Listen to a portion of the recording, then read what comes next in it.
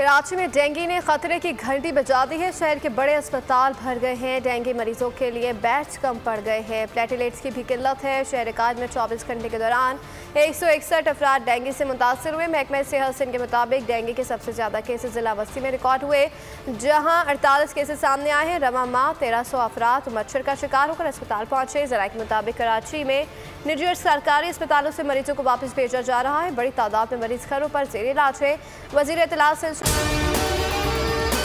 अगर आपको हमारी ये वीडियो पसंद आई है तो लाइक पर क्लिक कीजिए। सरजील मेमन ने सूरत हाल की तस्दीक करते हुए कहा कि सैलाबशुदा इलाकों में डेंगू से मुतासर लोगों की तादाद बढ़ रही है।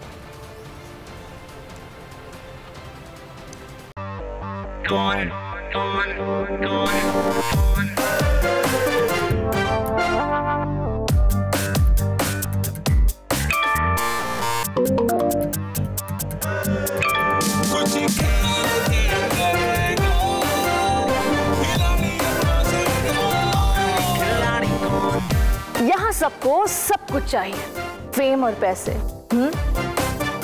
लेकिन ये सब होगा कैसे? Let's find out. आखिरी खिलाड़ी कौन?